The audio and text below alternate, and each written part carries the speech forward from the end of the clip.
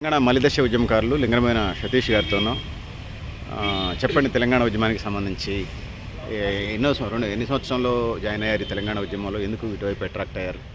నా పేరు లింగనమైన సతీష్, టీఆర్ఎస్ విద్యార్థి భాగం ఖమ్మం జిల్లా ఉపాధ్యక్షునిగా పనిచేస్తున్నాను. 2007 సంవత్సరం కేసీఆర్ గారు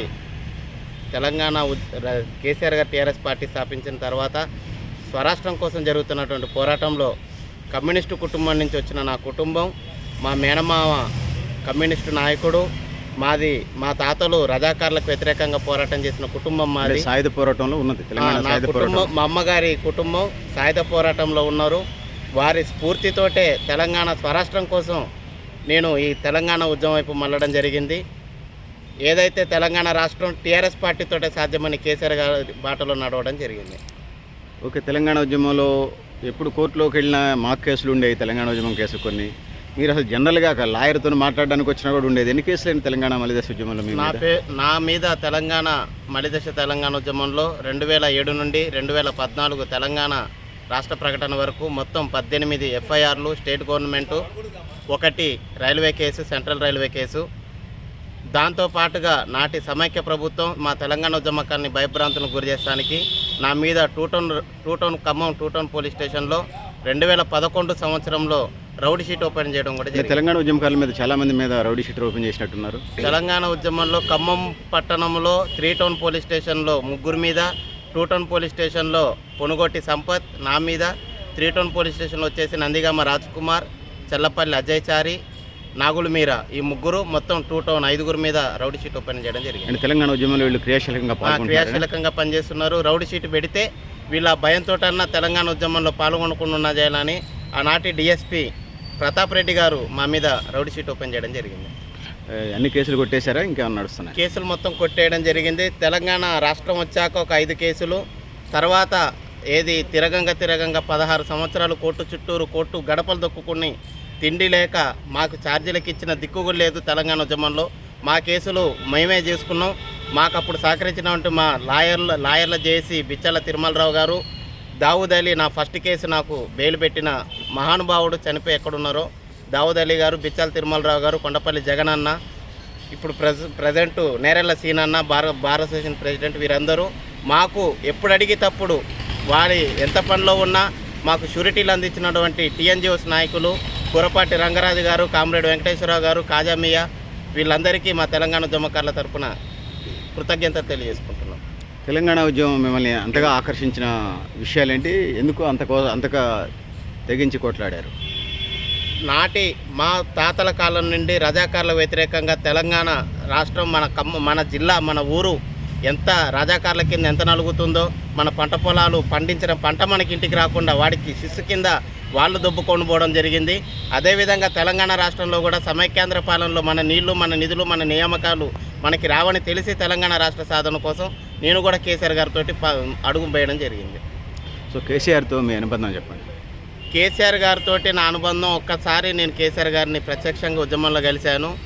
కేసీఆర్ గారు తను కేంద్ర మంత్రిగా ఉన్నా, వెనకట వారి ఆసుపాసులు ఉన్న కేంద్ర మంత్రి పదవిని వదిలేసి ఎన్నిసార్లు తెలంగాణ రాష్ట్ర ప్రకటన కోసం తను ఎన్నిసార్లు రాజీనామా చేసి పార్టీ మొత్తాన్ని ఎమ్మెల్యేలు, ఎంపీలతో అందరితోటి రాజీనామా చేపించి తెలంగాణ రాష్ట్ర సాధనకై పోరాటం చేశారు. కాబట్టి నాకు ఎంత పేరు వచ్చినా రాకున్నా, పదవులు వచ్చినా రాకపోయినా కేసీఆర్ గారితో అడిగేసిన తెలంగాణ ఉద్యమంలో నేను పోరాటం పోతానికి కారణం మా కేసీఆర్ గారు. ఓకే, తెలంగాణ మలిదశ ఉద్యమానికి సంబంధించి నీళ్లు, నిధులు, నియామకాలైనా ఇంకేమైనా డిమాండ్స్ ఉన్నాయా? తెలంగాణ మలిదశ తెలంగాణ ఉద్యమం వచ్చింది మొదటి నుండి ఏకైక నినాదం నీళ్లు, నిధులు, నియామకాలే. అందులో సమస్య లేదు. తెలంగాణ రాష్ట్రం వచ్చిన తర్వాతనే మన నీళ్లు మనకు వచ్చాయి.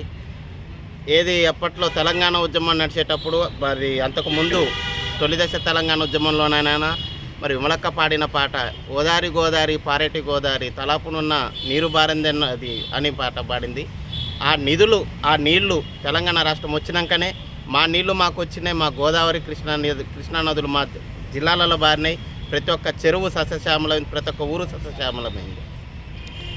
తెలంగాణ అయిన తర్వాత నేటి బీఆర్ఎస్ నాటి టీఆర్ఎస్గా ఉంది.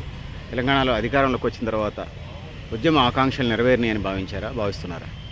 తెలంగాణ రాష్ట్ర ప్రభుత్వం ఏర్పడిన తర్వాత ఉద్యమ ఆకాంక్షలు నెరవేరినాయి, కానీ ఉద్యమకారులుగా మా సమాధులు మేమే దోవుకున్నట్లయింది. అంటే మీరు వ్యక్తిగతంగా, కుటుంబాల పరంగా, ఆర్థికంగా? వ్యక్తిగతంగా అంటే తెలంగాణ ఉద్యమంలో ఖమ్మం జిల్లా సమైక్యాంధ్ర రాష్ట్రానికి, ఆంధ్ర ప్రాంతానికి దగ్గరగా ఉన్నటువంటి జిల్లా.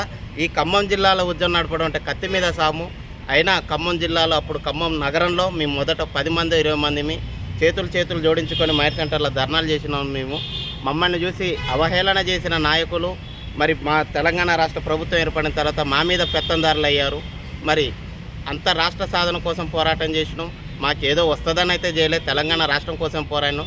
కానీ వచ్చినాక మా బతుకులు మారుతాయి అనుకున్నాం. కానీ గత ప్రభుత్వాలు, మా ప్రభుత్వం, మేము నిర్మించుకున్న ప్రభుత్వం మమ్మల్ని అయితే అన్యాయం చేశారు. ఓకే, ఇప్పుడు ప్రస్తుతం ఉన్నటువంటి కాంగ్రెస్ ప్రభుత్వం తెలంగాణ ఉద్యమకారులకి డబుల్ బెడ్రూమ్లు ఇస్తానంటుంది, 250 గజాల స్థలాలు, pension, health card, RTC bus పాస్లు అంటుంది. దీని మీద స్పందించండి. మా నాయకుడు, మా ఉద్యమ నాయకుడు, మాతోటి మా అడుగులకి కారణమైన కారణజన్ముడు తెలంగాణ రాష్ట్ర సాధకుడు కేసీఆర్ గారు మా ఉద్యమకారులకైతే న్యాయం చేయలేదు. కానీ ప్రజాపాలన, ప్రజా సంక్షేమం కోసం ఏర్పడినటువంటి నేటి ప్రభుత్వం కాంగ్రెస్ ప్రభుత్వం రేవంత్ రెడ్డి గారు, వారి అధినాయకురాలు తెలంగాణ తల్లి మా కేసీఆర్ గారు అన్నారు. తెలంగాణ తల్లి ఎప్పటికైనా సోనియా గాంధీ అని. సోనియా గాంధీ గారి నోటి నుండి వెలువారిన మేనిఫెస్టో మేము ఎవరం అడగలేదు, మేము ఉద్యమకారులు ఎవరం అడగలేదు. సోనియా గాంధీ గారు వెలువడించిన మేనిఫెస్టో తెలంగాణ ఉద్యమకారుల సంక్షేమానికే మేము పాటుపడతాం. తెలంగాణ ఉద్యమకారుల భవిష్యత్తు మాది. తెలంగాణ రాష్ట్ర సాధన కోసం పోరాడిన ఉద్యమకారులందరికీ 250 గజాల జాగా, 5 లక్షలు ఇంటి కట్టుకోవడానికి ఆర్థిక సాయం చేస్తున్నారు. వారు చేస్తారనే నమ్మకం అయితే మాకుంది. ఎందుకంటే గత ప్రభుత్వాలు, మా ప్రభుత్వం మమ్మల్ని విస్మరించిన తెలంగాణ రాష్ట్రాన్ని ఇచ్చిన పార్టీ కాబట్టి ఇది కూడా వారికి కంపల్సరీ చేస్తారని మేము నమ్ముతున్నాం. తెలంగాణ ఉద్యమంలో మీతో పాటు కలిసి పనిచేసిన కొంతమంది ఉద్యమకారులు, అంటే సడన్గా అంటే పేర్లు గుర్తున్నంత వరకే చెప్పండి. మాతోటి తెలంగాణ ఉద్యమంలో నేను రావడానికి కారణం కొండపల్లి చైతన్య. తను అప్పట్లో నాకు డోక్పర్తి సుబ్బారావు, మన జూపల్లి రామజగ్గారావు అన్న, పగడాల నరేందర్ అన్న, మా అరవపల్లి విద్యాసాగర్ గారు, దిండిగల రాజేందర్, నాతోటి పనిచేసిన కోడిరెక్క ఉమాశంకర్, ఈడుదుల రాజేష్ సింగ్, నాతోటి జైలుకు వచ్చిన నా జైలు మిత్రులు రాజేషు, దాసి రామ్సాగర్, మరి మా నగర అధ్యక్షుడు, మాజీ నగర అధ్యక్షుడు, తెలంగాణ ఉద్యమంలో క్రియాశీలకంగా పనిచేసి కుటుంబం ఆర్థిక పరిస్థితులు బాగాలేకుండా తెలంగాణ రాష్ట్ర కోసం సాధన కోసం పోరాడినటువంటి మా గద్దల కొండలు, కీసరి విమల ప్రసాద్ అన్న, జల్లి వెంకన్న, రామరాజు యాదగిరిరావు గారు, రాధాకృష్ణ గారు, చాలా మంది మా ఉద్యమకారులు, నన్ను చైతన్యపరిచిన ఉద్యమకారులు ఉన్నారు. తెలంగాణ ఉద్యమంలో పోరాడి తెలంగాణ రాష్ట్రం వచ్చాక కుటుంబాలు ఆర్థిక పరిస్థితులు బాగుపడక తెలంగాణ ఉద్యమంలో చాలా మంది చనిపోయారు. తెలంగాణ వచ్చిన తర్వాత చనిపోయారు. గద్దల కొండలన్న, కీసరి విమల ప్రసాద్, జల్లి వెంకన్న అన్న పెయింటింగ్ పని చేసుకుంటూ తన కుటుంబాన్ని దాదుకుంటూ తెలంగాణ రాష్ట్రం కోసం పోరాటం చేసిండు. కొన్ని ఆర్థిక పరిస్థితుల వల్ల కుటుంబ పరిస్థితులు బాగోలేక రైలు పట్టాల కింద పడి చనిపోయిన వ్యక్తి మా జల్లి వెంకన్న అన్న. మరి కుటుంబాలను ఆర్థికంగా ఆదుకోవాలని తెలంగాణ అమరవీరులకి మీరు 10 లక్షలు ఇస్తున్నారు, ఒక ఇంటికి ఒక ఉద్యోగం ఇస్తున్నారు. అంత కాకుండా తెలంగాణ ఉద్యమకారులుగా చనిపోయారు కాబట్టి వారి కుటుంబాన్ని కూడా మీరు ఆదుకోవాలని వారి రిపోర్టు మీ ప్రస్తుత ప్రభుత్వం ఇప్పుడు తెలంగాణ దశాబ్దోత్సవాలకి కోదండరామ్ సార్ గారిని పెట్టారు. నాటి జేఏసీ నాయకుడు కోదండరామ్ గారు, వారి జిల్లా అధ్యక్షుడు మా కూరపాటి రంగన్న ఉన్నాడు, జేఏసీ ప్రెసిడెంట్ గారి ద్వారా మీరు తెప్పించుకొని ఉద్యమం తర్వాత ఎవరైతే అసూలు బాసారో వారి కుటుంబ ఆర్థిక పరిస్థితులు బాగాలేక వారికి కూడా న్యాయం చేయాలని రేవంత్ రెడ్డి గారిని కోరుకుంటున్నాను. తెలంగాణ రాష్ట్ర వ్యాప్తంగా ఒక విషయం కరెంట్ అఫైర్స్గా నడుస్తూ ఉంది.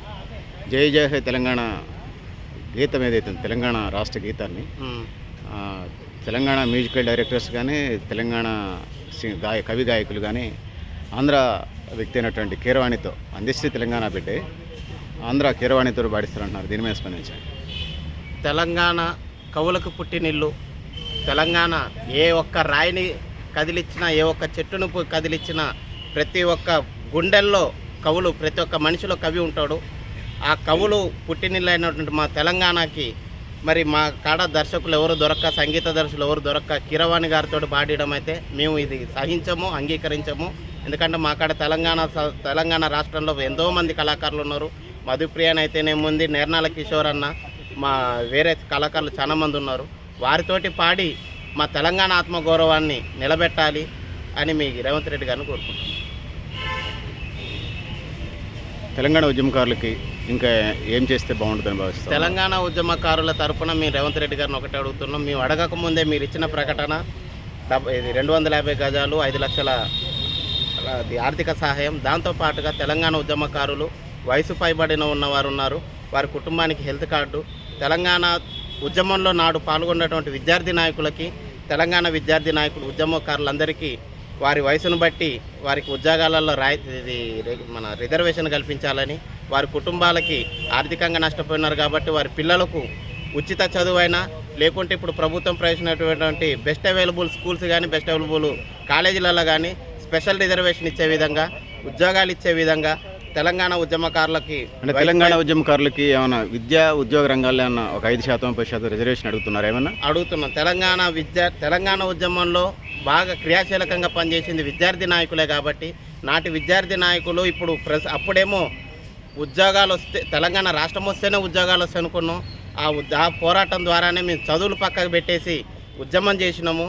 నాడు కేసులు అయినాయి, మాకు ఎటువంటి ఉద్యోగాలు లేవు, వయసు పైబడింది, వయసు ఇంకొక 3-5 సంవత్సరాలు అయిపోతే మేము గవర్నమెంట్ ఉద్యోగాలు కూడా అనర్హులమే కాబట్టి మా వయసుని దృష్టిలో పెట్టుకొని మా కేసులు, మా రాజకీయ జీవితం, జైలు జీవితాన్ని దృష్టిలో పెట్టుకొని ఉద్యమకారులందరికీ స్పెషల్ రిజర్వేషన్ ఇవ్వాలని రేవంత్ రెడ్డి గారిని కోరుకుంటున్నాం. సతీష్ గారికి చాలా చాలా ధన్యవాదాలు అడగగానే ఇచ్చినందుకు. మళ్ళీ అవకాశం ఉంటే మళ్ళీ తర్వాత ఎప్పుడైనా బిజీ టైంలో కూడా తెలంగాణ దశాబ్ది ఉత్సవాలు జరుగుతున్న టైంలో కూడా అంత కార్యక్రమాలు, పెద్ద ఎత్తున మోటివేషన్ కార్యక్రమాలు ఏమైనా జరుగుతున్నాయి, జన సమీకరణలు ఇవన్నీ కార్యక్రమాలు చేయడానికి ఇంత బిజీ టైంలో కూడా టైం ఇచ్చిన సతీష్ గారికి ధన్యవాదాలు తెలియజేస్తాం. Thank you sir. జై తెలంగాణ.